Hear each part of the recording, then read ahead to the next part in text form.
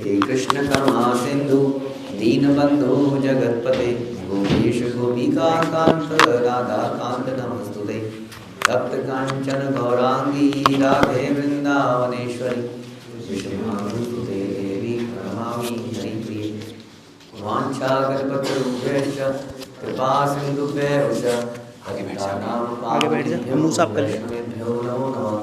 जय श्री कृष्ण चैतन्य प्रभु नित्यानंद श्री अद्वैत गदाधर शिवासादि गौर भक्तवृंद। हरे कृष्णा कृष्णा कृष्णा हरे हरे हरे राम राम राम हरे हरे।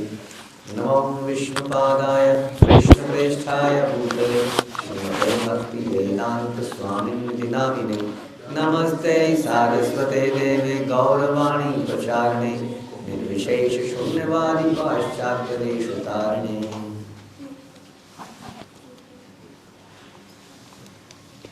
हरे कृष्णा। तो प्रश्न उत्तर सेशन, आप में से किसी के भी प्रश्न हो तो पूछ सकते हैं। यस, किसने हाथ खड़ा किया था? यहाँ से कोई हाथ खड़ा? हाँ बोलिए। हरे कृष्ण प्रभु जी, धन्यवाद, प्रणाम। प्रभु जी, आप बताते हैं जो जीवात्मा सदैव शुद्ध होता है, जीवात्मा सदैव शुद्ध होता है, शुद्ध होता है। हाँ। क्योंकि वो तो पूर्ण पुरुषोत्तम भगवान के अंश है। भगवान का अंश है। जब वो भौतिक शक्ति के चुगल में पड़ जाता है तो वो भौतिक प्रकृति के 3 गुणों से शिकार बन जाता है।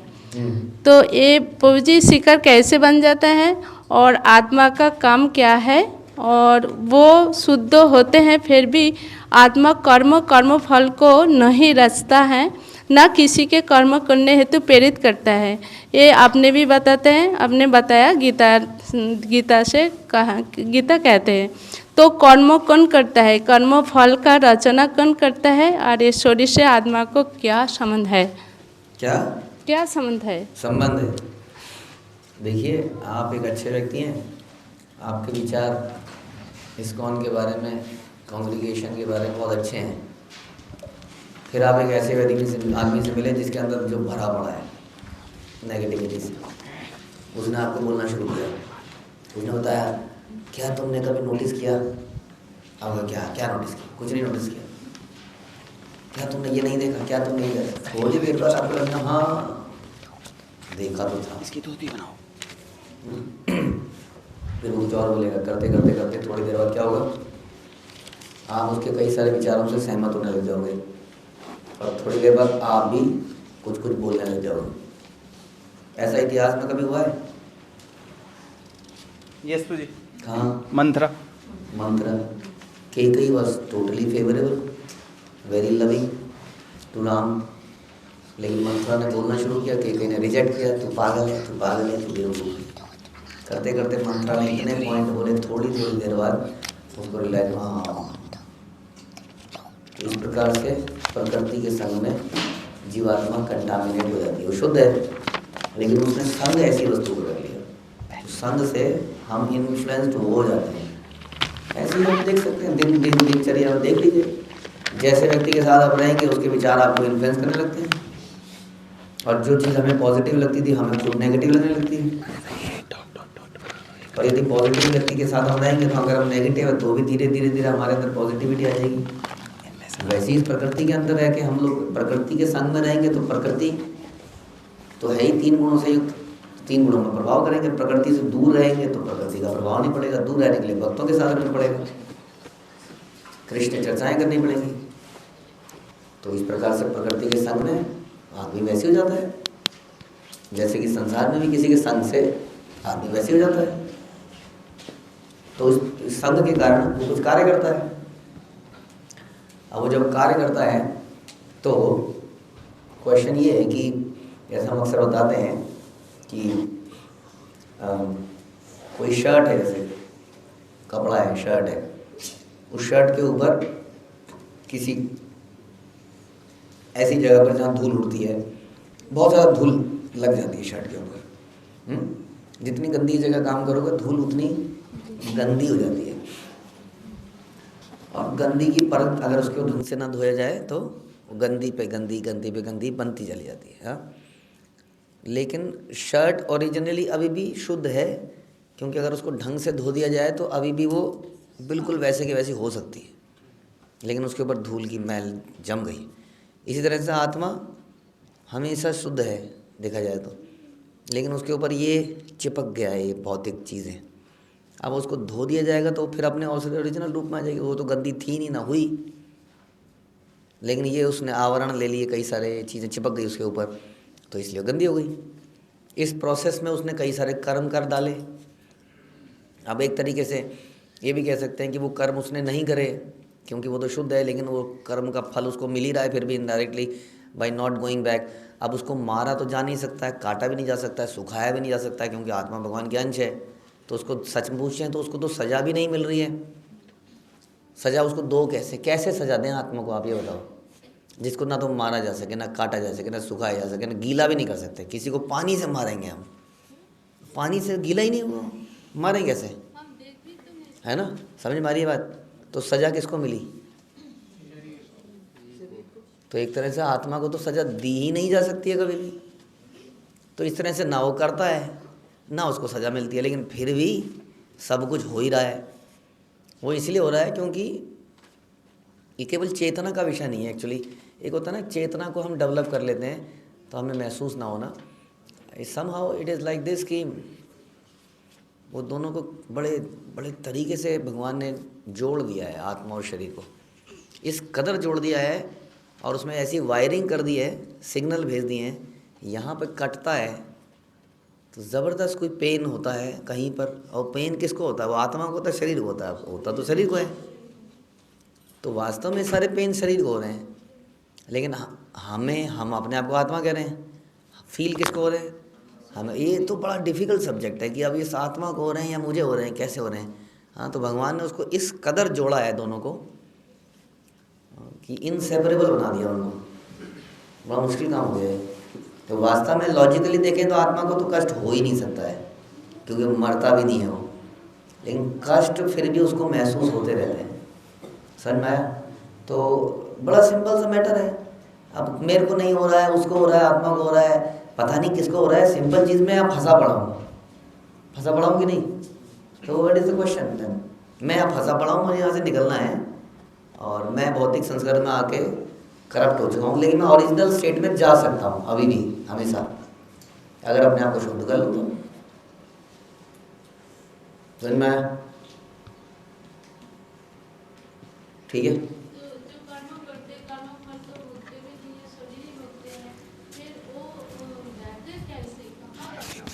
कहाँ रहते हैं? शरीर के अंदर रहते हैं, कहाँ रहते हैं? कौन? आत्मा। खाते पीते सोते क्या?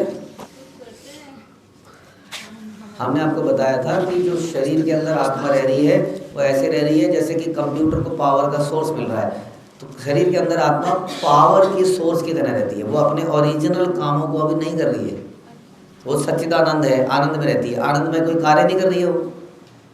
उसका काम ही था भगवान के साथ खेलना, कूदना, सेवा करना। ऐसे कोई काम नहीं कर रही है वो। यहाँ पर शरीर के अंदर एक तरह से वो सुप्त अवस्था में है आत्मा, लेकिन आत्मा है तो उसको एनर्जी मिल रही है शरीर को। अगर वो सुप्त अवस्था में भी है, हाँ, तो भी अपने अंदर से एनर्जी निकाले। जैसे कि सूर्य जब आ जाता है दिन के अंदर, अगर वो ढका हुआ भी होता है तो भी गर्माहट देता है, तो भी वो कुछ रोशनी देता है, गर्माहट भी देता है। उसी तरह से आत्मा अंदर है, एक तरह से वो केवल एनर्जी क्रिएट कर रही है, जिससे कि हम लोग कुछ कर रहे हैं।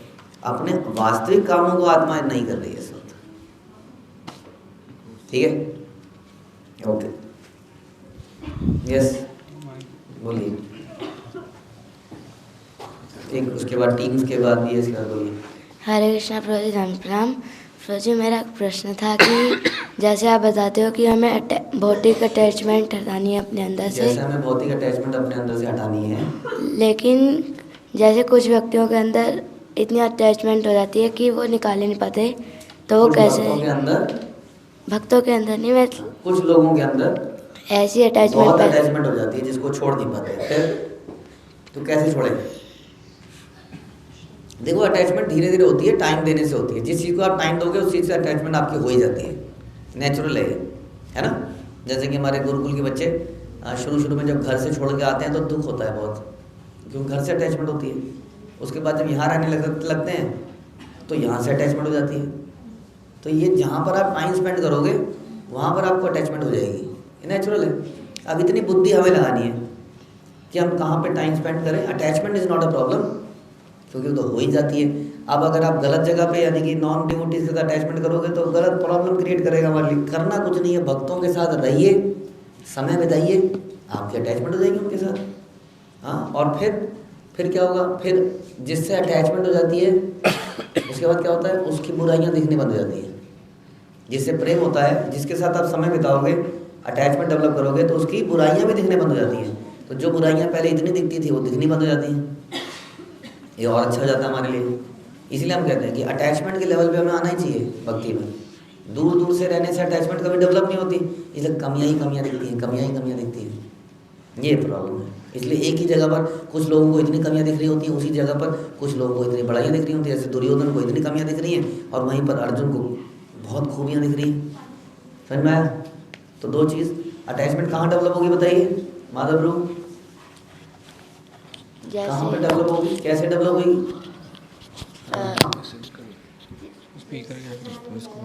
जिसके साथ हम ज़्यादा रहेंगे। तो हमें किसके साथ ज़्यादा रहना चाहिए? इसलिए डिवोटी के साथ, ठीक है? ओके, यस प्रभु।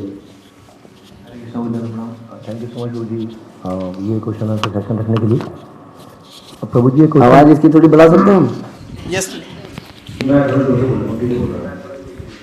प्रभु जी क्वेश्चन ये था कि अभी कुछ दिन पहले हम अपने लेक्चर में बता रहे थे कि हम जितना ज़्यादा श्रवण करेंगे उतना ज़्यादा हमारी रुचि पैदा होगी आध्यात्मिक कार्यों को करने में। हाँ, जितना ज़्यादा समय लेंगे आध्यात्मिक कार्यों से, आध्यात्मिक कार्यों से अटैचमेंट बढ़ेगी। हाँ, और वहीं पे एक अभी 2-3 दिन पहले क्लास में आया था कि मधुमक्खी को ढूंढती है, मक्खी को ढूंढती है। जैसे मैं अगर भक्ति में आया, मैं श्रवण भी कर रहा हूँ, मैं पठन भी कर रहा हूँ, तो फिर आपने बताया था कि वो मक्खी कहीं ना कहीं जाके उस मक्खी को ढूंढ लेती है जो बुराई करती है। तो ये अगर वो यहाँ आ गया, यहाँ आने के बाद उसने श्रवण भी कर रहा है, पठन भी कर रहा है, सब भक्तों के बीच में भी है, सेवा भी कर रहा है, तो ऐसे क्या कारण हो जाते हैं कि वो घूम फिर के उसी गंदगी में? कारण कुछ नहीं है, क्योंकि हम एक्चुअली में हम सब लोग, आप ही नहीं मैं भी, हम सब गंदी नाली के कीड़े हैं एक तरह से देखा जाए तो। गुरु परंपरा ने हमें एक्सेप्ट करके यहाँ पे रखा हुआ है। अब क्योंकि हम गंदी नाली से आए हैं, हमारी टेंडेंसी वही है ना। अभी तक हम अंदर से टोटली शुद्ध नहीं हुए हैं। भक्तों के साथ रहने के कारण हम कुछ कार्य करते चले जा रहे हैं। हमारी मानसिकता नहीं बदली अभी, क्योंकि मानसिकता बदलने के लिए बहुत चिंतन करना पड़ता है। अब जनरली 99% लोग चिंतन कभी नहीं करते हैं, they are just like running, चल रहा है। तो उन्होंने एक अच्छा काम कर दिया है कि उन्होंने अपने आप को भक्तों के बीच में रख दिया है। तो इसलिए उनकी नेचुरल टेंडेंसीज के विरुद्ध में वो कई बलिया काम करे जा रहे हैं। अगर आप लोग भक्तों के बीच में ना हो तो आई डोंट नो कितने लोग संडे को संकीर्तन पे जाएंगे, which is a very tough job. नगर में जाना, सड़कों में कन्वीना, क्योंकि हैं चलो ये भी चल रहे हैं, चलो वो भी चल रहे हैं, तो हम भी चलते हैं। तो बहुत सारे काम हम इसलिए कर रहे हैं क्योंकि सब कर रहे हैं हमारे आसपास के लोग। तो उन्होंने अच्छा काम ये कर दिया, अपने आप को वहाँ डाल दिया। लेकिन हमारी अंदर की टेंडेंसीज, इंक्लिनेशंस बदली नहीं है, इसलिए वो यदा कदा उभर जाती है। हाँ, अंदर बैठे बैठे भी वो कुछ वैसी इंक्लिनेशन करता रहता है और उसी के कारण फंस जाता है किसी दिन। तो उसको इतना ध्यान रखना है, जब वो सुनता है, श्रवण करते हैं हम लोग, तो हमें इसलिए बार बार सोचना चाहिए, हाँ कहीं मैं भी तो ऐसा नहीं कर रहा हूँ। तो उसको एक, इसीलिए रोज प्रवचन, इतने सारे इस्कॉन में प्रभुपाद ने सिस्टम बनाए कि जब रेगुलर नित्यम भागवतम सेवा से होता क्या, यही होता है कि हमारे अंदर जो नेचुरल टेंडेंसीज है हमारी गलत, उसको चेक लगता रहता है रोज के रोज। हाँ ये आज मैंने गलत सोचा था, इसका मतलब हाँ आज मैंने ये गलत किया था, और वो अपने आप को करेक्ट करता रहता है। लेकिन कई लोग बैठते हैं और बैठ के चले जाते हैं, उसमें भी चिंतन नहीं करते कि मेरे लिए क्या था। वो लोग फिर फंस जाते हैं, वो अपनी नेचुरल टेंडेंसी की तरफ थोड़े दिनों बाद चले जाते हैं। शुरू में आए थे क्योंकि शुरू में बड़ा अच्छा लग रहा था सब कुछ, थोड़े दिनों में बोरियत हो गई, फिर वहीं चले गए। ये कहते हैं ना कि इस कीड़े को अगर सिंहासन पे भी रख देंगे तो थोड़ी देर में रेंगता फिर गटर में चला जाता है। तो यही होता है उसके साथ। एक टीम से पूछ लें। नीतू पांडे माता जी, बोलिए।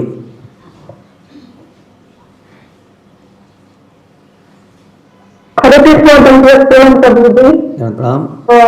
कल आपने बताया था कि कैसे से कंट्रोल करना चाहिए तभी भक्ति कोई कर सकता है।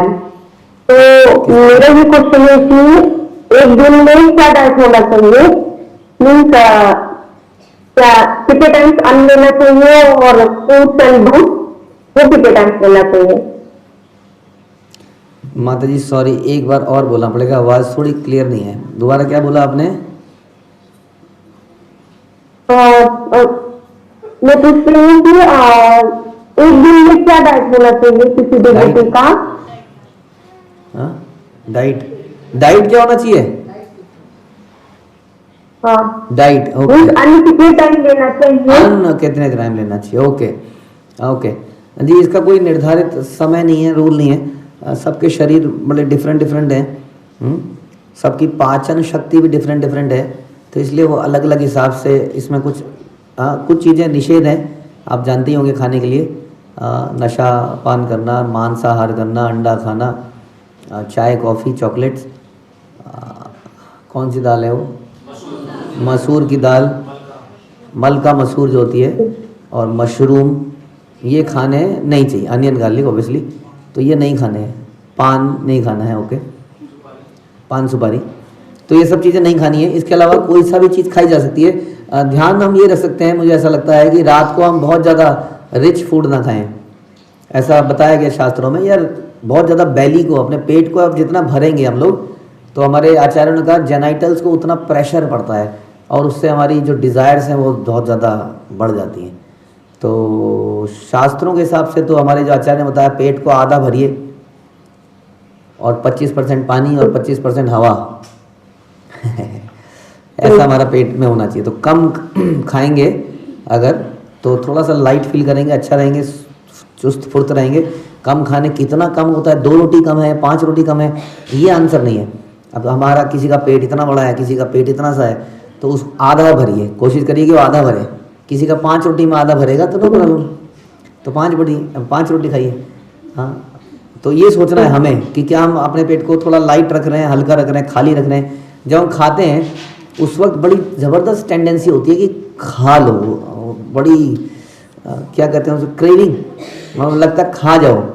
अगर आप उसको नहीं खाओगे, थोड़ी देर में everything will be all right. बस वो थोड़ी देर का मैटर होता है। अगर उस तरह हम कंट्रोल कर लें और पेट को आधा ही रहने दें या थोड़ा खाली रहने दें, तो वह अच्छा होगा हमारे लिए। तो ये इसमें मुख्य है। रात को कम खाएंगे तो सवेरे जल्दी उठने में लाभ मिलेगा। इसलिए कई बार तो ये भी बताया गया, प्रभुपाद ही बताते थे कि सूर्यास्त के बाद आप अवॉइड कर सकते हैं कि हम अन्न खाएं। ये भी एक विचार है। जितना रात को कम खाएंगे, सवेरे जल्दी उठने में आपको मदद मिलेगी। तो ऐसी कई सारी बातें हैं। बट आपको अगर इसके बारे में ज़्यादा जानकारी चाहिए कि क्या खाना है, वो नियम तो नहीं है, but health point of view से, तो हमारी जो यूट्यूब है उसके अंदर एक हेल्थ एंड समथिंग करके एक प्लेलिस्ट है। उस प्लेलिस्ट में 1-2 लेक्चर ही होंगे, उसमें एक लेक्चर है, उसको आप सुन सकती हैं। डिटेल में पता लग जाएगा कि क्या खा सकते हैं, कैसे खा सकते हैं। बट वो ज़रूरी नहीं है कि उसको फॉलो ही करना है, वो हेल्थ पॉइंट ऑफ व्यू से ज़्यादा बनाई गई है। बट नियम आपको मैंने बता दिए। लेकिन जैसे सेंसस पे अगर कंट्रोल करना है, हेलो, हाँ हरे कृष्णा, हाँ बताइए। सेंसस पे कंट्रोल करने के लिए हमें ये कितने टाइम खाना लेना चाहिए? हाँ, जैसा हमने बताया कि ऐसा कहीं पर भी कुछ भी प्रेस्क्राइब नहीं है कि इतना खाना खाएंगे तो सेंसेस पे कंट्रोल आ जाएगा। इसलिए प्रभुपाद और ने अक्सर बताया कि बंदर केवल कंदमूल खाता है, कबूतर केवल दाना चुगता है। इतना हल्का प्राणी है लेकिन बहुत ज़्यादा सेक्सुअली ओरिएंटेड है कबूतर और बंदर। क्या खाता है बंदर बताइए? इतना हल्का है कि पेट में किसी भी डाली में लटक जाता है। डाली टूटते भी नहीं देखी मैंने आज तक कोई। हाँ, बड़ा हल्का फुल्का है, चुस्त फुर्त है, फिट है, लेकिन लस्टी है। हाँ, तो ऐसा कुछ नहीं है कि कितने टाइम खाने से सेंसेस पे कंट्रोल आएगा। सेंसेस पे कंट्रोल आएगा श्रवण कीर्तन करने से, भगवान की साधना करने से, हाँ, भक्तों के संग में रहने से। ठीक है। Thank you so much Prabhu. Okay, धन्यवाद। अगले प्रभु जी ने ऑलरेडी अनम्यूट कर लिया अपने आप, बताइए जी। हरे कृष्णा प्रभु।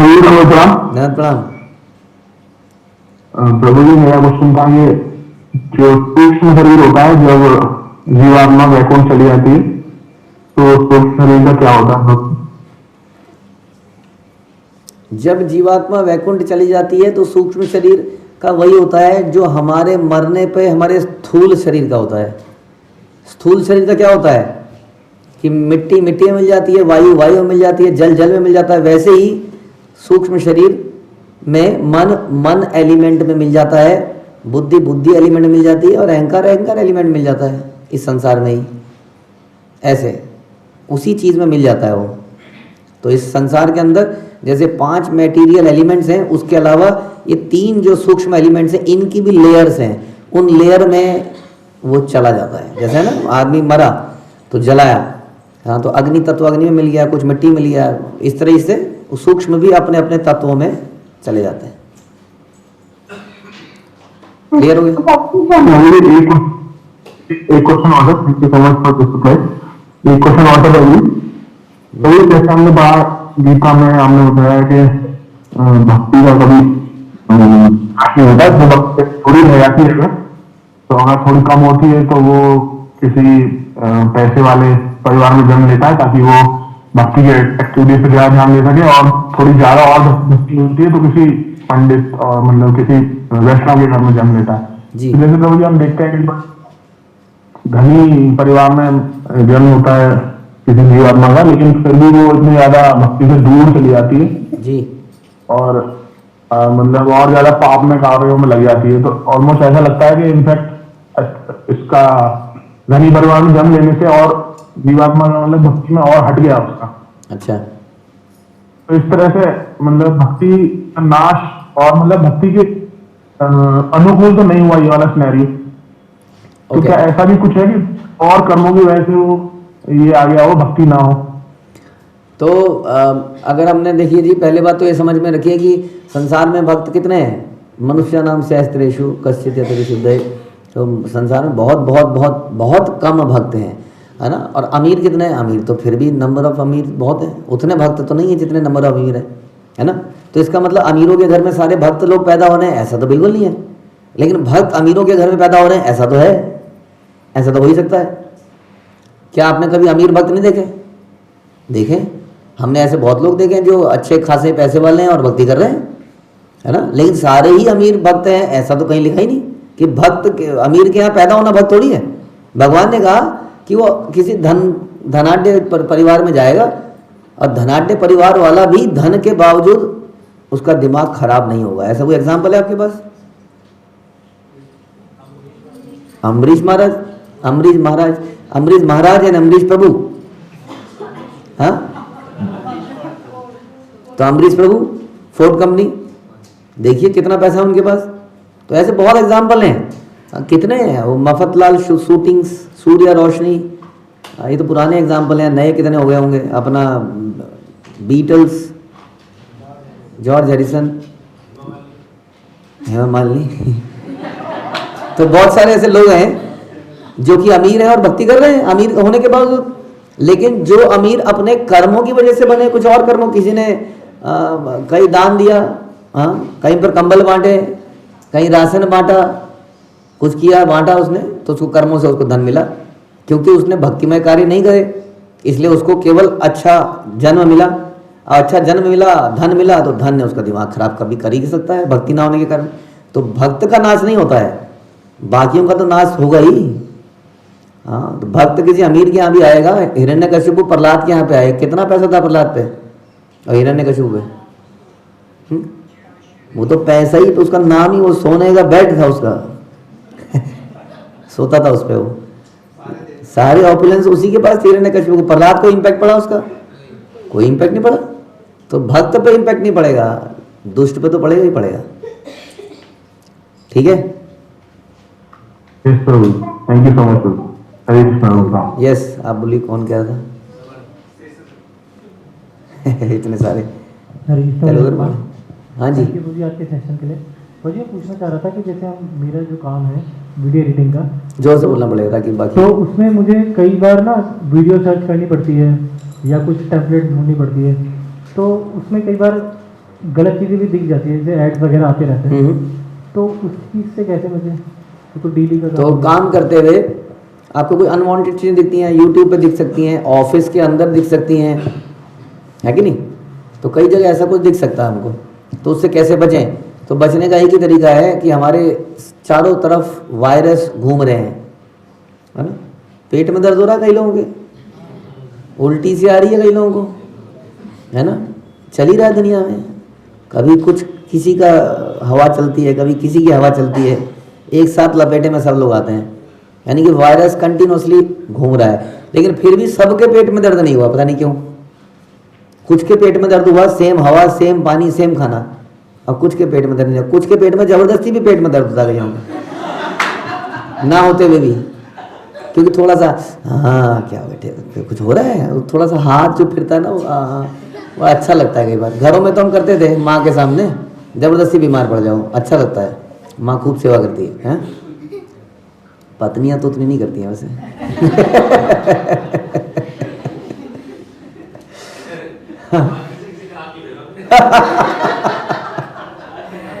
तो हमारा प्रश्न ये है कि कुछ लोग बीमार पड़ जाते हैं, कुछ लोग बीमार नहीं पड़ते, ऐसे क्यों होता है?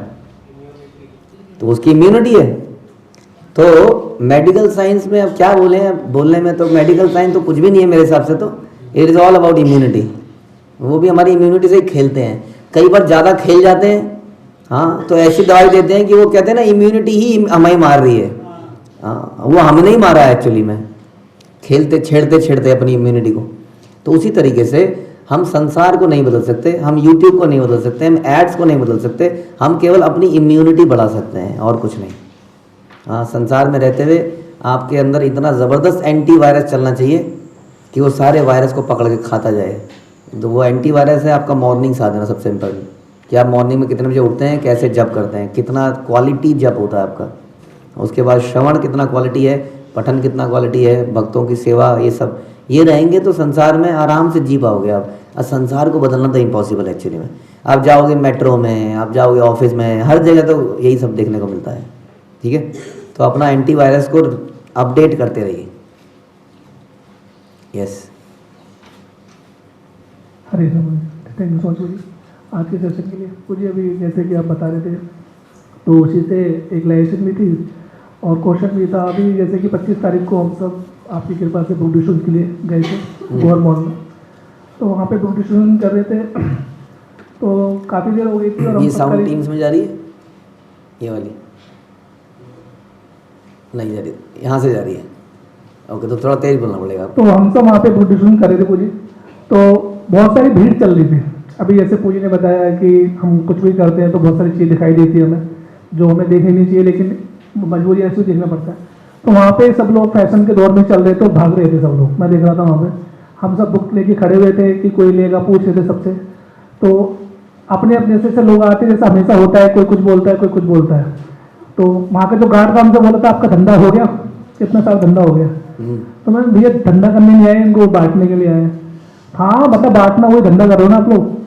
हाँ मैंने, आप कुछ भी बोल सकते हो, बाकी जो धंधा तो अंदर हो रहा है, हम तो यहाँ पे प्रोड्यूशन कर रहे हैं, आप कुछ अच्छा हो जाए, अच्छे रहिए।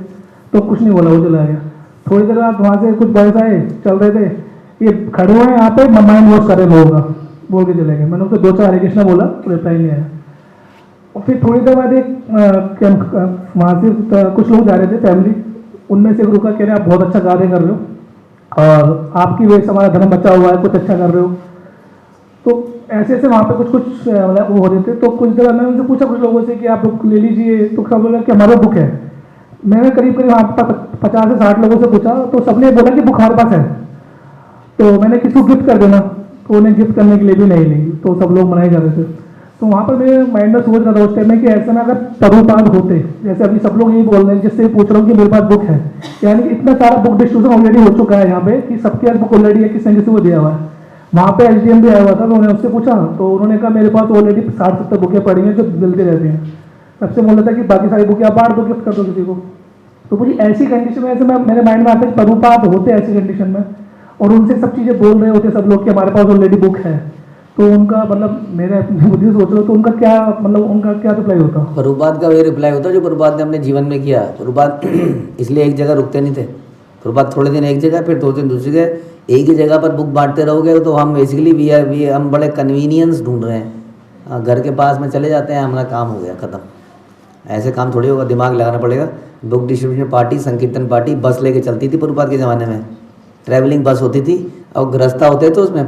फॉर योर इन्फॉर्मेशन बता दें हम लोगों को, गृहस्था चलते थे बस में, वापस नहीं आती थी वो बस आज इस सिटी से चली है, किसी सिटी पे जाएगी, वहाँ पूरे दिन बुक डिस्ट्रीब्यूशन करेंगे, खाना वाना बनाएंगे, वहीं सो जाएंगे, अगले दिन बस कहीं और पहुँच जाएगी। इस तरह से वो पूरा अमेरिका वटेवर घूमती रहेगी, चलती रहेगी। हाँ, नई जगह में जाइए, बुक डिस्ट्रीब्यूशन, कितने गांव इंडिया में जहाँ कोई गया ही नहीं आज तक, कितने शहर जहाँ कोई गया ही नहीं, वहाँ जाना पड़ेगा। ठीक है, ओके। एक अच्छा, हाँ बोलिए जी। आवाज़ पीछे कैसे जाएगी? क्या प्रश्न था बताइए।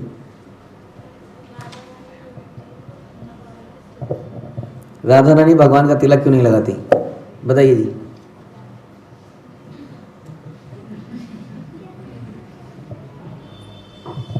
क्योंकि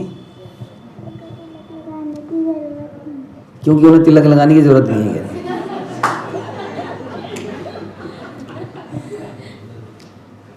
सच बताएं तो इसका हमारे पास आंसर नहीं है। ठीक है, यही आंसर है, जरूरत नहीं है। अब कुछ भी लॉजिक तो मैं कुछ भी दे सकता हूँ। देखिए, तुलसी है, राधा रानी को तुलसी धारण करने की आदत है, तो खुद ही भगवान वो है, तो अब क्या बोले, वो सब मन गढ़ंत बातें हैं, वो मेरे मन से उपजी हुई, क्यों बोलूँ मैं।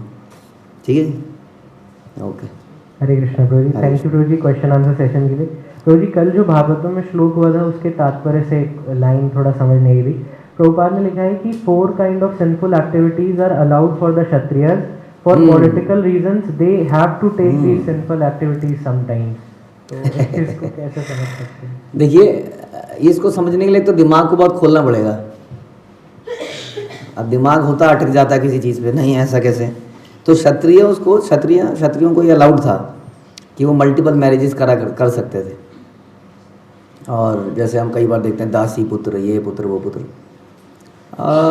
इसमें यही है कि राजा है, राजा की कोई भी संतान होगी तो उसको उसकी परवरिश अच्छी ही हो जाएगी, उसकी केयर हो ही जाएगी। इसलिए कह रहा हूँ, आजकल के कॉन्सेप्ट में ये कहीं पर हमने चैतन्य चेतावनी पढ़ा, कलयुग में चैतन्य महाप्रभु ने बताया कलयुग में कुछ चीज़ें निषेध हैं, उसमें यही है, उसमें ये मैरिजेज, इस प्रकार से मैरिजेस होना, जैसे पुराने ज़माने में मैरिज या नॉन मैरिज इस तरह के रिलेशनशिप होते थे, तो that is not allowed in this कलयुग, है ना। तो उस वक्त क्षत्रिय हुआ करते थे, तो वो क्षत्रियों को ही अलाउड था, जैसे कि उनको अलाउड है वो हंटिंग करते थे, है ना, क्योंकि वो क्षत्रिय का उस वक्त की लड़ाई का सिस्टम ही बड़ा डिफरेंट था। आजकल तो गोली चलानी है, निशाना बनाना आना चाहिए, दिल मजबूत नहीं होने चाहिए। हाँ, दिल कितना मजबूत है वो तो, अब कई लोग बताते हैं ना कि डॉक्टर बनने जा रहे थे तो खून देख के बेहोश हो गए। तो अब क्षत्रिय मतलब कुछ बहुत ही डिफरेंट चीज़ था उस ज़माने में, इसलिए वो लोग तलवार निकल के शेर के साथ, हाँ, थोड़ा फाइट होती थी, शेर को मार के आते थे, खाल लटका लेते थे, तो डिफरेंट ज़माना था। तो इसलिए आजकल की डेट में वो वैलिड ही नहीं है, वो मानसिकता ही डिफरेंट है, इसलिए वो इस तरह की चीज़ें उस ज़माने में उनके लिए अलाउड थी। तो अभी के लिए तो जैसा प्रभुपाद ने बोला 4 रेगुलेटर प्रिंसिपल, वही सुप्रीम। हाँ जी, बिल्कुल बिल्कुल बिल्कुल। एंड प्रभु जी, अभी चैतन्य मंगल में जैसा हम सुन रहे हैं, महाप्रभु शिव जी के अलग अलग टेम्पल्स में जा रहे हैं, उसमें आपने समझाया था कि कैसे बहुत अच्छा डिस्कशन होता है स्वरूप दामोदर और मुरारी गुप्तेश्वर। तो प्रभु जी, जब भी ऐसे श्लोक आते हैं कि शिव जी और भगवान की पोजीशन इक्वली है, तो उसको जैसे हम गुरु के सेंस में उसी एस्पेक्ट से कहा जाता है? बिल्कुल उसी aspect. Thank you. Hare Krishna. Okay, उसके बाद एक टीम्स में है जी,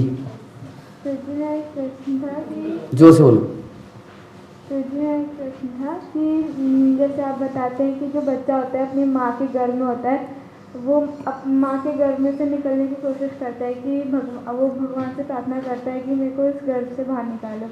तो जब वो घर से बाहर निकलता है तो वो अपनी असली चीज़ जो उसे करनी होती है भगवान की भक्ति वो भूल जाता है। तो और अपने जन्म भूल जाते हैं कि उसने पिछले जन्म में क्या जन्म ले रखा था।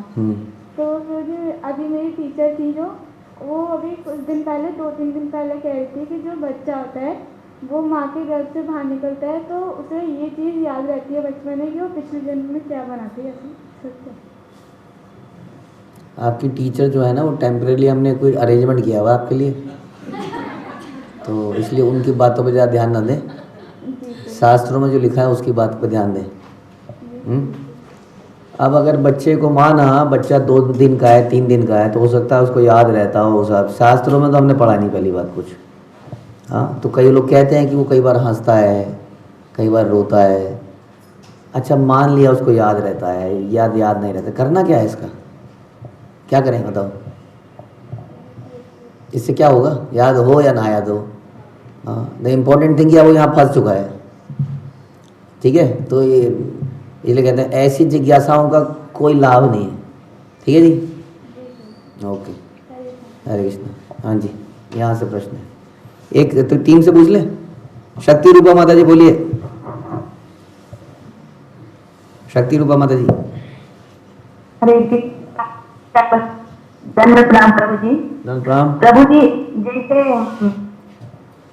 भगवान गीता में कहते हैं जो मेरे भक्त पे कभी विनाश नहीं होता है, तो प्रभु जी ये भागवतम में जो कहते हैं जो अभी अब कलयुग आएगा तो बहुत ही बुरा वक्त आएगा, इंसान के लिए पहचानेगा, हमारे भक्त के विनाश नहीं होते हैं।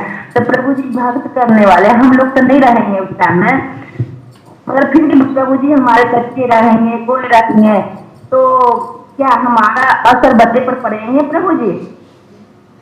हमारा असर बच्चों पे पड़ेगा कि नहीं? हाँ, पड़ सकता है, क्योंकि पारिवारिक संस्कार ही आगे जाते हैं।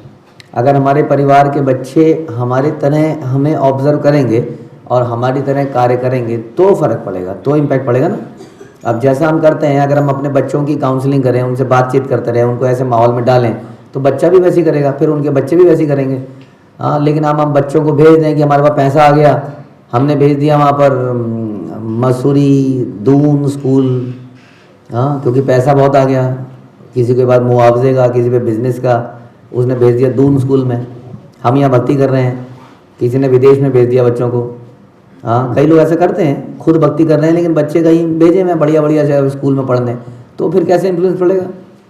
बच्चा उस माहौल में रहेगा, देखेगा, अप्रिशिएट करेगा तब ना। अब पेरेंट्स को ये लग रहा है कि ये तो बुढ़ापे की वस्तु है, बच्चा बुढ़ापे में ही करेगा, तो फिर तो बच्चे को नहीं पड़ेगा। ये ऐसा नहीं है कि बाप का बिजनेस बच्चा संभालेगा। हाँ, बच्चा उसकी ट्रेनिंग प्राप्त करेगा तो उस पर असर आएगा, नहीं तो नहीं आएगा। ठीक है प्रभु जी, यही बात मैं भी सोचती रहती हूँ। मेरे बच्चे जो है ना, मैं तो इतना उस तमन्ना से करवाई थी बच्चे के जो हमारे गुरुकुल में रहेगा, उसको भी ज्ञान प्राप्त करेगा, और माला करने से प्रभु जी और ये भक्ति करने से इतना दिमाग में नहीं घुसेगा जितना आप गुरुकुल में रहने से बच्चा के दिमाग में घुसेगा। माला तो करवा रही हूँ प्रभु जी, मगर फिर आज हम डांट के करवा रहे हो, कल खाना हमारे हाथ से बाहर हो जाएगा तो कल हमारी बात नहीं मानेगा। तो यही बात मैं कहती हूँ, इससे बहुत आप नहीं पढ़ते हैं बच्चे। हाँ, तो यही बात है, हम यही कह रहे थे कि अब इसमें क्या कर सकते हैं हम, बताइए। तो ये बात तो सच है कि संघ का बड़ा इम्पैक्ट होता है हर चीज़ के ऊपर। घर में भक्ति कराना इज़ वेरी डिफ़िकल्ट, इसीलिए हम लोग संघ ढूंढते हैं, संघ बनाते हैं। हम लोगों ने इस्कॉन में बहुत सारे संघ बनाए भक्तों के, लेकिन मुझे नहीं लगता बच्चों का संघ बना रहे। बच्चों करें टीवी मत देख, मोबाइल मत देख, हम इस पर कुछ बनाने भी वाले हैं छोटा सा। कौन बना रहा है वो? हाँ, आज मैंने सुना था, यस। तो हम कुछ छोटा सा एक कर रही है माता जी, तो ये मत देख, ये मत कर, ये मत खा, ये मत पी। हाँ, अब हम बचपन में खेले थे, खाए थे, दोस्तों के साथ नाचे थे, गाए थे। अब ये नीड है। परमहंस प्रहलाद महाराज की नीड नहीं थी, लेकिन हम प्रहलाद महाराज नहीं है, अभी अकेले हम नहीं रह पाएंगे, तो हमें संघ की जरूरत है। लेकिन हम संघ बना नहीं रहे हैं। We are very busy in creating congregations. What about childrens congregation, they also need congregation. तो वो ना बनाने से ये समस्या हो रही है, तो उसकी आवश्यकता है। ठीक है, हरे कृष्ण प्रभु जी, जन्म प्रणाम प्रभु जी। फिर तब हमारे तर्जु के असर हमारे भी पड़ेगा, फिर हमारे बच्चे के हमारे नहीं पड़े हमारे बच्चे के तो पड़ेगा। फिर तो हम कभी सोच ही नहीं सकते जो हमारा विनाश नहीं होएगा। अरे जब हमारे ऐसे होगा, इस बात से तो यही सोच सकती हूँ। बहुत बढ़िया बात बोली आपने, बिल्कुल ऐसा ही है। अब कलयुग का असर यहाँ भी पड़ेगा, गुरुकुल के बच्चों पर भी, लेकिन उसमें फ़ायदा ये होगा कि वो साथ में होंगे ना तो थोड़ा लड़ पाएंगे, बस फ़र्क ये है। ठीक है, हरे कृष्णा प्रभु जी, जन्म प्रणाम। धन्यवाद। यस प्रियांशु को बोलिए। अच्छा सॉरी, राधिका माता जी बोलिए, जोर से बोलना पड़ेगा। मेरा क्वेश्चन था कि जैसे मुझे बहुत लोग कहते कि हमें भगवान के सामने पाना नहीं चाहिए, हमें भगवान के सामने पाना नहीं चाहिए। अच्छा फिर? मैं कभी कभी भगवान के सामने पानी पी लेती हूँ, तो अगर मुझे बहुत लोग कहते कि रूम में पी लो, तो रूम में भी तो भगवान है, तो हम पी लें। तो रूम में भी तो भगवान है, इसका मतलब है कि तो रूम में पीने में क्या दिक्कत है? ऑल्टर के सामने आप कहते हो खाना मत खाओ, पानी मत पियो, तो रूम में भी तो भगवान है कि नहीं? तो रूम में भोग लगाते हो या ऑल्टर में भोग लगाते हो? तो रूम में भोग लगा दो, बेड के ऊपर। हाँ, आपकी बात तो सुन ली हमने। हम तो नेक्स्ट क्वेश्चन पूछा आपसे कि आप रूम में अपने बेड के ऊपर ही थाली रख दो और बोलो भगवान खा लो, ऑल्टर में क्यों लगाना है, ये पूछा हमने, है कि नहीं? तो भगवान तो हर जगह है। हाँ, जैसे कि इसका बड़ा सिंपल आंसर हम देते थे कि भगवान जैसे टीवी, जैसे ये यहाँ पर इस वक्त शाहरुख खान सॉरी कोई और कौन सा एक्टर है? नहीं, वही पुराना। अब आप लोगों को तो पता ही है, वो कोई भी क्या बोले आप लोगों को, बताओ तो, बताए भी कैसे, समझाए भी कैसे? रणबीर कपूर। इस वक्त यहाँ पर टीवी के सिग्नल हैं या नहीं है? आपको दिख रहा है टीवी? दिख रहा है टीवी कहीं? कहाँ दिख रहा है? अरे यार, आपको चलता हुआ सीरियल दिख रहा है इस वक्त? टीवी सीरियल, टीवी सीरियल यहाँ है? नहीं है, कह रही है नहीं है। अगर मैं यहाँ पर अगर टीवी लगा दूँ, कनेक्शन चला दूँ, दिखेगा? इसका मतलब यहाँ है ना सिग्नल, सिग्नल तो है, लेकिन कैप्चर नहीं किया हमने उसको। अगर फ्रीक्वेंसी को मैच करेंगे तो कैप्चर हो जाएगा, दिखने लग जाएगा। हाँ, समझ में आया? उसी प्रकार से भगवान ने कोई प्रोसेस बनाया कि कैसे भगवान को कैप्चर किया जा सकता है। एक तो श्रवण कीर्तन के माध्यम से, एक उनके विग्रह के माध्यम से। तो विग्रह भी एक प्रकार का, एक जगह हमने टीवी लगा दिया है, वहाँ कनेक्शन वनेक्शन लगा रखे हैं, घंटी लगा रखी है, गुरु परंपरा लगा रखी है, पूरा प्रोसेस बना रखा है, घंटी बजाते हैं, मंत्रों का उच्चारण करते हैं, गुरु परंपरा होती है, तो भगवान वहाँ पर अवतरित हो जाते हैं। प्रोसेस जैसे कि टीवी के कलाकार आपके टीवी में अवतरित हो जाते हैं, उसका एक प्रोसेस है। जैसे कि हवा के अंदर इस वक्त कितनी ह्यूमिडिटी है हमारे हवा में? 70-80%। क्या मतलब ह्यूमिडिटी है? तो कितना पानी है इसमें?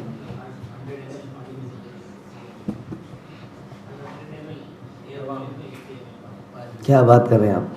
ये कह रहे हैं 100 ml एयर में 80 ml पानी है। कहाँ है पानी? पी लें गिलास से, ऐसे पी सकते हैं? तो फिर 92% ह्यूमिडिटी है।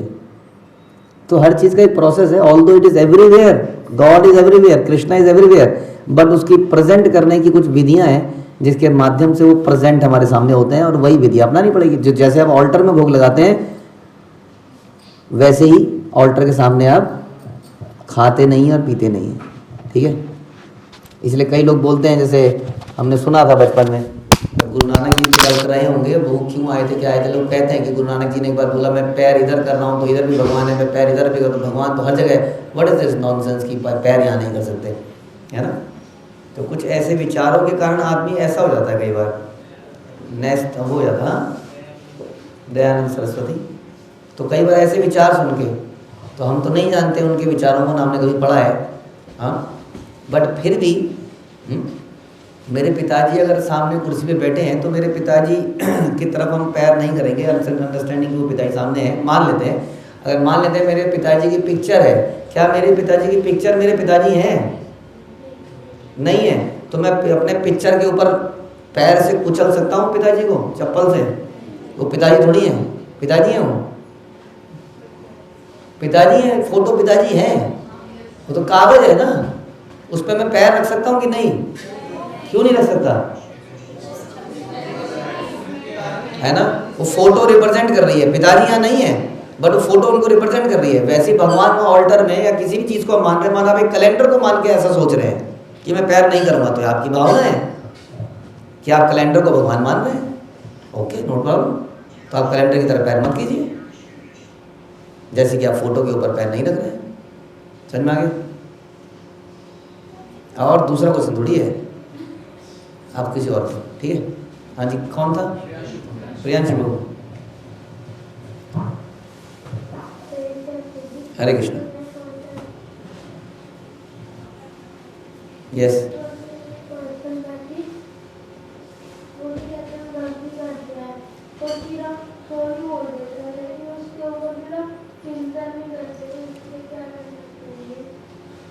Very important.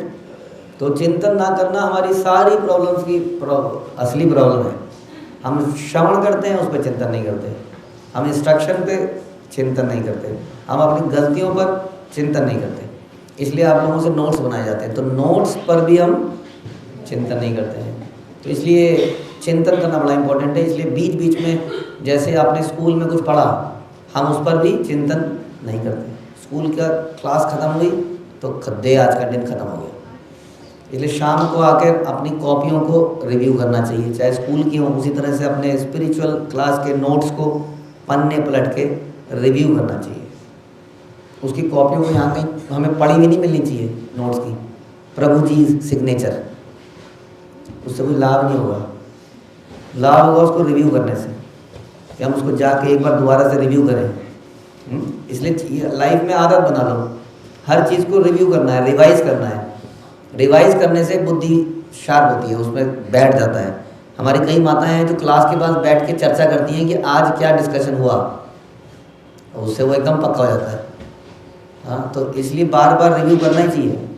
आपको अगर ऐसा कोई बच्चा नहीं मिल रहा, कोई ना कोई ढूंढोगे तो मिलेगा जो इस चीज़ में इंटरेस्टेड होगा। अधिकतर लोग तो नादानियाँ करने में इंटरेस्टेड होंगे।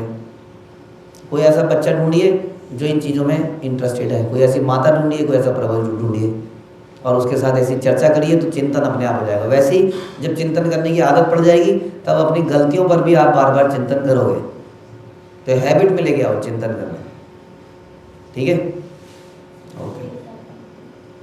पीछे से एक, तब तक यहाँ से पूछ लें। राम विनय मिश्र प्रभु, बोलिए। प्रणाम। मुझे एक जानकारी चाहिए कि कुछ बच्चों को, जैसे मैंने जोड़ा भगवत गीता क्लास से, और क्लास के साथ वो चल रहे थे, पूरा सुन रहे हैं, और उनका जो MCQ एक टेस्ट है प्रभुपाद जी का, तो उसमें 2 अध्याय तक का पूरा है। उसमें तीसरे अध्याय में आकर के क्वेश्चन उसमें अब आगे नहीं है। तो मैं जानना चाहता हूँ कि क्या इस पर काम कुछ हो रहा है? ओके, यस, काम तो हो रहा है। आपने कुछ इंटरेस्ट पैदा किया हमारे अंदर, हमें पता नहीं था कि कोई उसको देख भी रहा है, तो आपके कहने से अब हम उस पर जरूर उस पर कुछ तेजी करते हैं। मैं भी तब कर पाया जब बच्चों ने मुझसे प्रश्न किया कि अब आप MCQ देना क्यों बंद कर दिए, आप मुझे और दीजिए। तो पहले तो मैं कई दिनों तक सोचता रहा कि कई नई चीजें आ रही हैं, उन लोगों को भेजता रहा, तो ये भी इस पर भी कुछ काम होगा। लेकिन अब लगातार उनके तरफ से प्रश्न हुआ है, तो मैं सोचा कि आपसे एक बार पूछने के व्यवस्था करूँ। ठीक है जी, हम इस पर जल्दी काम बढ़ाते हैं आगे। धन्यवाद प्रभु जी। यस प्रभु जी।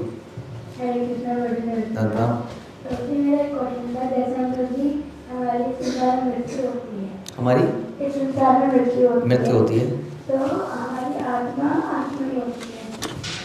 हाँ, आत्मा तो जैसे हमारे हम नरक में जाते हैं तो हम सुनते हैं कि आत्मा को कुछ कर नहीं सकते, तो वो नरक में उसको पीड़ा कैसे मिलती है? तो नरक इस संसार के अंदर है कि नहीं है? जब तक हम इस संसार में हैं तब तक हमें शरीर मिलेगा। नरक इस संसार के अंदर है, भगवान के धाम में थोड़ी है। तो जब तक अगर आपके पास शरीर नहीं होगा तो आप भगवान के धाम में ही चले जाओगे। तो आपके पास ये शरीर नहीं रहता है, किसी डिफरेंट तरह का शरीर रहता है। नरक के मुताबिक शरीर मिलता है जो नरक की यातनाओं को झेल पाए। स्पेशल बॉडी दी जाती है जिसमें आपको पीटा जाए खूब और मरो ना, तलाया जलाया जाए, तला जाए और आप मरो ना। आप सोचिए, जनरली आदमी जलता है तो थोड़ी देर बाद वो मर जाएगा जल के, वो बॉडी खत्म हो जाएगी। लेकिन अगर आप कोई मरे ना और वो जलता रहे, सोचिए कितने खतरनाक पीड़ा है वो। इस संसार की पीड़ा ज़्यादा दिन देर नहीं रह सकती आपको। जैसे ट्रक निकल गया किसी के ऊपर से तो विद इन अ सेकेंड उसको कुछ 1-2 सेकंड का भी पेन हुआ हो उतनी देर में ख़त्म ही हो जाएगा वो। अब किसी को ऊपर से ट्रक निकल गया और वो पिचक गया और मिक्की माउस की तरह फिर से धीरे धीरे उठने लगा और उठ के फिर से बड़ा हो गया, तो उसको पूरा पेन हुआ। हाँ, तो ऐसा शरीर वहाँ पर दिया जाता है। ठीक है, ओके। अजय गोपी माता जी,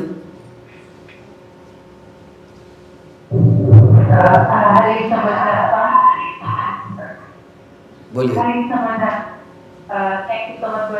प्रभु जी, मेरा प्रश्न कल की क्लास से, प्रभु जी जैसे कल आप लेक्चर में बता रहे थे कि जब 4 कुमार पृथु महाराज से मिले तो पृथु महाराज ने 4 कुमार से पूछा कि मैं आपसे आपके कुशल के बारे में क्या पूछूं कि आप कैसे हैं, क्योंकि आप आध्यात्मिक लेवल पर तो आप हमेशा ही कुछ रहते होंगे। तो मतलब उस टाइम पे मेरे माइंड में क्वेश्चन आया कि क्या फिर हमें अपने वरिष्ठ वर्ग जो उनसे सीनियर डिवोटीज हैं तो क्या हमें उनसे कभी ऐसे नहीं पूछना चाहिए कि आपकी तबीयत कैसी है या फिर आप कैसे हैं, क्योंकि वो तो हमेशा ही आध्यात्मिक लेवल पे होते हैं।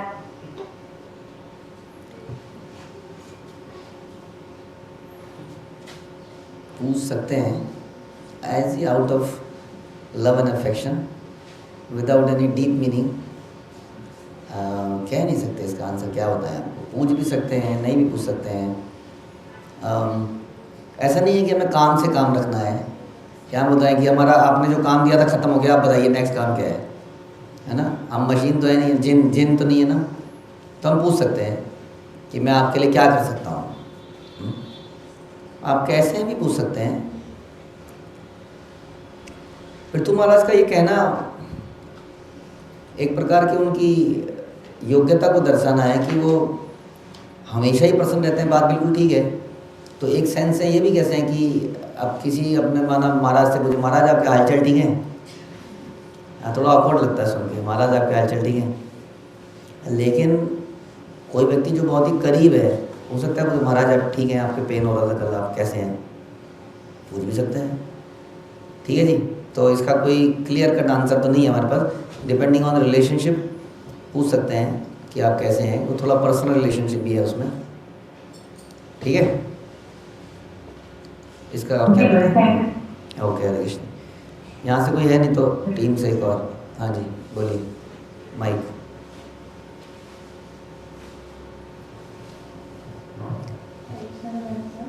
जोर से। जैसे अक्सर ऐसा होता है कि हमारे सामने अगर कोई डिवोटी प्रोग्रेस कर रहा होता है तो जैसे हृदय में एक द्वेष आ जाता है कि ये आगे बढ़ रहा है, मतलब ऐसा हो जाता है। तो मैं एक बुक पढ़ रही थी, उसमें लिखा हुआ था कि every member of community should think that even my spiritual progress is dependent on the progress of my fellow being. और क्या? तो इसको मुझे कैसे समझें? कैसे समझें कि हमसे कोई बेटर करने लगा और हमें उससे जेलसी हो रही है कि अभी हमें आगे ना निकल जाए हमसे कहीं। हाँ, तो स्पिरिचुअल वर्ल्ड के अंदर या इसी संसार में भी अगर हम बात करें, इस संसार में पहले होता था कि अगर आपके 12th में 90% आ गए या 95% आ गए तो आपको यहाँ पर एडमिशन मिल जाएगा। आजकल कैसे होता है? नहीं, एंट्रेंस होता है ना। एंट्रेंस एग्ज़ाम आपको देना पड़ता है। हाँ, उसमें भी 90 तो अलग मैटर है, बट आपका एंट्रेंस होता है। तो आपने वहाँ कितने भी नंबर लिए डज नॉट मैटर। तो आप एक किसी यूनिवर्सिटी में, झुमरी तलैया की यूनिवर्सिटी में आप नंबर 1 आते रहे, आपको बड़ा 99%, कई बार हमारे पास ऐसे लोग आते हैं, अरे हमारा बच्चा तो वहाँ पर 99% ला रहा था। हम कहते हैं, हम दिखाते हैं, याद करो जब हमने उसका एंट्रेंस लिया था तब हमने बताया था कि इसकी हालत ये है। भूल जाते हैं ना वो एंट्रेंस को। तो कहीं से कोई बच्चा आया और वो ला रहा 99%, 99%, एंट्रेंस में आते ही फेल हो गया। अब बताइए उसका लाभ हुआ या नुकसान हुआ? लाभ कैसे हुआ? पोजीशन पता चल गई, अब क्या फायदा जब चिड़िया चुग गई खेत। ये प्रॉब्लम तो उसको पहले पता चल जानी चाहिए थी। ये प्रॉब्लम पहले क्यों नहीं पता चली उसको? क्योंकि सारे उल्लुओं के बीच में वो चल रहा था। हाँ, उल्लुओं का अंधों के बीच में काना राजा, ये सुना है? सुना है, अंधों के बीच में काना राजा। हाँ, अब अगर उसके सामने बहुत ही मेहनती भक्त होते जो उससे अच्छा परफॉर्म कर रहे होते या स्टूडेंट्स होते तो वो क्या करता? तो वो और मेहनत करता कि नहीं? उससे उसको लाभ होता या नुकसान होता? अब वो सोचा नहीं ये कंपटीशन भी हट जाए, ये भी हट जाए, ये भी हट जाए, ये भी हट जाए, इसको भी मारा, उसको भी पीटा, इससे वो क्या नुकसान होगा उसको? उसकी अपनी परफॉर्मेंस डाउन जाएगी, क्योंकि कोई कॉम्पिट ही नहीं है, आगे बढ़ने के लिए कोई है ही नहीं कंपटीशन करने के लिए। लेकिन इसलिए जब रियल टेस्ट आएगा तब क्या होगा? क्योंकि उसने कभी करा ही नहीं कुछ, चाहे वो एजुकेशन का मैटर हो चाहे भक्ति का मैटर हो। जब लाइफ में रियल टेस्ट आएगा तो वो फेल हो जाएगा। क्यों? क्योंकि उसने कभी भी अपने आप को इतनी डिफिकल्ट स्ट्रेसफुल सिचुएशन में रखा ही नहीं कि जहाँ पर और भक्त और अच्छा कर रहे हैं तो वो और अच्छा कर रहा है, तो वो और अच्छा कर रहे हैं तो वो और अच्छा कर रहा है। इस तरह से उसकी परफॉर्मेंस इम्प्रूव होती है। अब हम में से सभी लोग चाहे नंबर 1 ना आ रहे हों, लेकिन परफॉर्मेंस बेहतर से बेहतर होती जा रही है, क्वालिटीज़ डेवलप होती जा रही है। इसलिए कंपटीशन अगर सही मायने में देखा जाए तो कंपटीशन अच्छा होता है। कंपटीशन से एनवी पैदा होती है वो समस्या है। जब कंपटीशन में दूसरा आगे ना बढ़ जाए। जब आप रेस लगाते हो तो हमेशा आप ज़्यादा तेज़ दौड़ोगे। जब आप अकेले दौड़ोगे तो आप उतनी तेज़ कभी नहीं दौड़ोगे। आपको 3 लोगों को एक साथ भगा दिया जाए और देखो कितने तेज़ दौड़ेंगे, परफॉर्मेंस बढ़ी कि नहीं बढ़ी? तो ये फ़ायदा है कंपटीशन में। बट प्रॉब्लम तब आती है जब ये जीत गया तो बस सब सारी मुसीबत, ये क्यों जीत गया? अगर आप इसको किसी तरह से चेक कर सको तो कंपटीशन इज़ वेरी गुड। तो इसलिए आपकी ईर्ष्या कम करने के लिए आपको ये सोचना है कि ये मेरी परफॉर्मेंस को बढ़ा रहा है। कोई अगर आगे जा रहा है तो मुझे वो इंस्पायर करेगा, अच्छा मेरे को भी ऐसा करना चाहिए। डिमोरलाइज ना करें। बोलिए। जैसे अभी आप थोड़ी देर पहले बता रहे थे कि जब हम सेवा करते हैं तो इंटरनली जब हम गुरु की आजीवन का सेवा करते हैं तो इंटरनली डिवोटी जॉय फील करता है। तो जब ये वाली सिचुएशन होती है तो इसमें वो जॉय हट जाता है और मतलब वो डिफरेंट फीलिंग, नेगेटिव फीलिंग ज़्यादा रहती है, वो वाली फीलिंग नहीं आ पाती कि हम खुश हैं। तो नेगेटिव फीलिंग इसलिए रहती है क्योंकि हम चाहते हैं कि सारी centre of attraction, centre of attention I should be, मुझे मिलना चाहिए, किसी दूसरे को नहीं मिलना चाहिए। हम कई बार बता चुके हैं कि कृष्ण इज़ अनलिमिटेड, इसलिए उनकी प्रेम करने की कैपेसिटी भी अनलिमिटेड है। हमें बिलीव करना पड़ेगा इस पर। इट इज़ नॉट कि नंबर 1 पर एक ही आदमी रहता है। भगवान के यहाँ ऐसा नहीं है कि नंबर 1 पर एक ही रहता है। हाँ, वो तो विवाह भी करते हैं तो 16,100 से करते हैं एक साथ। तो इसलिए यहाँ पर घबराने की कोई ज़रूरत ही नहीं है। कोई कंपटीशन होते हुए भी कोई कंपटीशन नहीं है, देखा जाए तो सबका अलग स्पेस है। बस कंपटीशन में हम एक दूसरे के परफॉर्मेंस को बढ़ा रहे हैं और कुछ नहीं। ईर्ष्या इसीलिए है क्योंकि भोक्ता, मैं ही भोक्ता होना चाहिए, मुझे ही मिलना चाहिए, और किसी को ना, तो और किसी की प्रशंसा होनी चाहिए। हाँ, प्रशंसा हो तो सिर्फ मेरी हो, दूसरे की हुई क्यों? किसी दूसरे को अवार्ड मिला ही क्यों? किसी को प्राइज़ मिला ही क्यों? मुझे मेरा ही नाम क्यों नहीं आया? फिर दिक्कत होने लगती है। ठीक है जी। तो आपको इतना अपने आप को बढ़ाना पड़ेगा कि अगर दूसरे की हो रही है इट्स गुड, उसकी भी हो रही है। तो यही है वैकुंठ फीलिंग, यही है कि सभी के लिए हम प्रसन्न हैं, किसी के आगे बढ़ने पर हम प्रसन्न हो रहे हैं। ये वैकुंठ क्वालिटी है एक्चुअली। किसी और उसको अप्रिशिएट कर रहे हैं, ताली बजा रहे हैं, खुश हैं कि ये व्यक्ति आगे बढ़ गया। इसको डेवलप करना है। इसके विपरीत सर्प, हमने बताया था ना, सर्प हाँ, केकड़ा वो नहीं चाहता कि आगे बढ़े कोई, दिक्कत होती है, हम सबको होती है, हम बताते नहीं हैं, हम अंदर अंदर से हमें भी लगता है थोड़ा सा, अरे मेरे हाथ से छीना जा रहा है, अरे नहीं करता था एक ज़माने में, छीन लिया मेरे हाथ से। एक ज़माने में हम थे, कभी कुछ लोग जो पुराने ही ख्यालों में जीना चाहते हैं, वो केवल यही बोलते रहते हैं, वहाँ कुछ नहीं बोलेंगे, अरे एक ज़माना था हम थे, अब देखिए आ गए टटपूंजिए। हाँ, पहले हम ही ये करते थे, हम ही ये करते थे, हम ही ये करते थे, हम ही ये करते थे, अब देखिए आ गए हैं आजकल के लौंडे लपाड़े। हाँ, हमें कोई पूछता ही नहीं आजकल। तो ये वो लोग हैं जो बदलना नहीं चाहते, समय के साथ आगे नहीं बढ़ना चाहते, अब केवल वो चक चक चक चक चक चक बस करना चाहते हैं। तो नोबडी शुड थिंक दैट क्या कहते हैं कि वो क्या कहते हैं उसको, कि वो उसको हटाया नहीं जा सकता उसको, हाँ वो हमेशा जम गया है, वो तो ऐसा कुछ नहीं है संसार के अंदर। करते रहिए, और ऐसा भी नहीं है कि आप बहुत बेस्ट नहीं कर रहे तो आपको निकाल दिया जाएगा। It is not a matter of कि नंबर 1 कौन है, नंबर 2 कौन है। इट इज़ अ मैटर कि मैं अपना कितना % दे रहा हूँ, मैं कितना एफर्ट डाल रहा हूँ, बस ये उसका मैटर है और कोई मैटर नहीं। ठीक है, हम अगर चोरी कर रहे हैं, हम अगर आलसी हैं, हम धोखा दे रहे हैं तो समस्या है। अगर मैं अपना 100% दे रहा हूँ, 200% दे रहा हूँ, तो एवरीथिंग इज गुड। और हम पूछेंगे अपने सीनियर से, वो बता देंगे हमें कि वेदर दे आर हैप्पी और नॉट। अननेसेसरली कंपैरिजन करने की जरूरत ही नहीं है। If they are saying yes I am very happy with you, नहीं बट वो तो इतना अच्छा कर रहे हैं, हाँ तो वो क्वेश्चन ही नहीं है कि आप इंस्पायर कर सकते हो और पूछ सकते हो क्या, मैं वो बता सकते हैं नहीं ये आपके मतलब का ही नहीं है, आप छोड़ दीजिए। जैसे हम कई बार बोलता ना कि घोड़े के नाल ठुक रही थी तो मेंढकी ने भी टांग उठा दी, मेरे भी नाल ठोक दो। हंसने की जरूरत, आपको पता ही नहीं नाल होता क्या है, पता है? अच्छा ठीक। तो अब हमें गुरु को पता है ये मेंढकी है, इसको नाल कैसे ठुकेगी मेंढकी के, बताइए? तो बता देगा नहीं ये आपके लिए नहीं है, आप केवल उछलते रहिए ऐसे, अच्छा लग रहा है सबको, ऐसे उछलते रहिए, बस तो उछलते रहिए। ठीक है, हाँ जी। एक प्रश्न यहाँ से ले लें, समर राठी जी। समर राठी। हरे कृष्ण प्रभु जी। हरे कृष्ण। प्रणाम। हरे प्रणाम। गुरु जी, मेरा एक प्रश्न था, क्या किसी भी स्पेसिफिक कार्य में अपना 100% एफर्ट और 100% ध्यान हम कैसे लगा सकते हैं? ओहो, आपका प्रश्न तो हमारे पिछले उस पे ही आ गया एकदम से। किसी भी चीज़ पे हम अपना 100% कैसे लगा सकते हैं? हाँ जी प्रभु जी। कैसे लगा सकते हैं? कैसे लगा, लगाने से लगा सकते हैं। देखिए, पहली बात तो हर आदमी के जीवन में कुछ प्रायोरिटीज़ होती हैं, उसके बाद कई सारे काम होते हैं। तो सबसे पहले तो हमें ये पूछना चाहिए कि मुझे किस पर अपने एफर्ट लगाने हैं। तो हमारे सीनियर बताएंगे कि हो सकता है वो बताएं कि नहीं जी इस पे 50% लगाइए, इस पे 30 लगाइए, इस पे 20 लगाइए, या इस पे 100 लगाइए। तो हम निर्देशन के अनुसार हमें चलना चाहिए। जैसे प्रभुपाद ने बोला आपको पुस्तक वितरण करना है, लेकिन प्रभुपाद ने ये नहीं बोला आपको पुस्तक वितरण ही करना है। प्रभुपाद ने कहा आपको प्रसाद वितरण भी करना है, फॉर एग्जाम्पल ये भी करना है, वो भी करना है। तो इसलिए बहुत सारे काम हैं।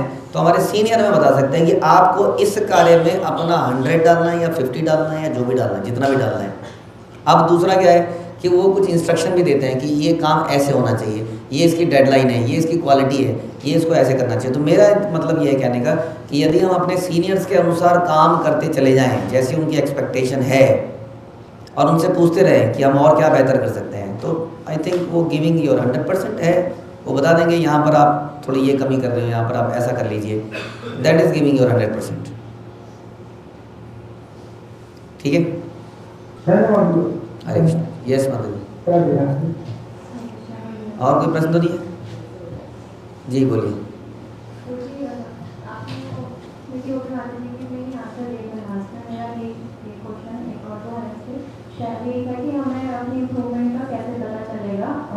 एक तो होता है हम कुछ जाके पूछते हैं ग्रुप से कैसा चल रहा है, एक होता है कि हम पूछते हैं बट कुछ चीज़ें होती हैं जो ग्रुप नहीं बताते हैं कभी कभी। तो आपने बोला कि वो खुद ही बता देंगे, पर कभी कुछ ऐसे चीज़ जो नहीं बता रहे हैं, तो वो उस चीज़ में हम कैसे इम्प्रूवमेंट करें कि वो हमें बता पाए, हमें फीडबैक दे पाएंगे। तो दो चीज़ें हैं, एक तो अपने भक्तों के साथ रहेंगे तो हमें इंस्पिरेशन मिलती रहती है आसपास से भी। हम देखते हैं, जैसे पुस्तक वितरण में ही हम देखते हैं उस ग्रुप ने ऐसा कर दिया, तो बिना पूछे भी कई चीज़ें तो हमें ऐसे ही इंस्पायर कर जाती हैं, अरे हाँ ये तो हम भी कर सकते थे, विदाउट जेलसी, हाँ ये तो हम भी कर सकते थे, तो हमारा इम्प्रूव हो गया। अब दूसरा अगर फीडबैक कैसे मिला जाए, तो फीडबैक लेने में 99% प्रॉब्लम ये होती है कि जब भी किसी को कुछ बताया जाता है तो तुरंत वो कुछ एक्सप्लेनेशन देता है। अगर कोई एक्सप्लेनेशन दे रहा है तो फीडबैक देने वाला कभी फीडबैक नहीं देगा, क्योंकि वो अगर एक्सप्लेन कर रहा है तो उसको लग रहा है इसको कहीं बुरा ना लग जाए, हम डिमोरलाइज तो करना ही नहीं चाहते थे, अच्छा ठीक है, हाँ अच्छा ऐसा था, अच्छा ठीक है, क्योंकि हमने रीज़न बताते हैं हम लोग। जैसे हम अरे आप ये कर सकते थे, नहीं एक्चुअली क्या था, मैं ना सवेरे से लगा हुआ था तो मेरे कमर में भी दर्द था, तो मैंने ये भी था, अच्छा ठीक है, तो यही तो बोलेगा फिर। तो फिर वो आपने उसको वहाँ पर रोक दिया, और जब से आप बोलते हैं हाँ कर सकता था, यस करना चाहिए था, तो फिर वो आगे बताएगा। हाँ, तो डोंट थिंक कि हम लोग उसको जस्टिफाई करने लगते हैं, इसलिए फीडबैक आनी बंद हो जाती है मोस्टली, ये प्रॉब्लम है। अगर आपको वास्तव में चाहिए तो फिर आप उसमें रोक नहीं सकते, और फीडबैक देने वाला को अगर आपने जेन्युइन प्रॉब्लम बता दी तो उसने सोचा अच्छा ये तो जेन्युइन, अगर उसको जेन्युइन लगा कि अच्छा आप बीमार थे, लेकिन इससे उसने फिर आगे कुछ बताया नहीं आपको, ये थोड़ा सा हो गया।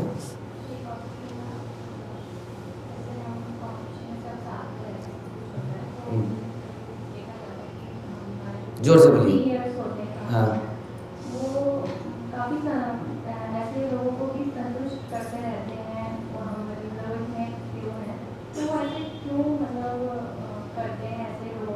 सीनियर लोगों को सेटिस्फाई क्यों करते हैं?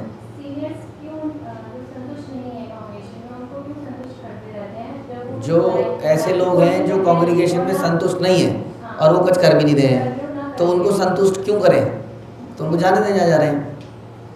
तो बात यही है, क्योंकि जीवेर दया ये हमारी परंपरा है ना, परंपरा में धैर्य दया ये हमारा गहना है। तो प्रभुपाद और गुरु महाराज और हमारे सारे आचार्यों ने यही सिखाया है कि कोई व्यक्ति जो आ गया है वो कहीं चला ना जाए।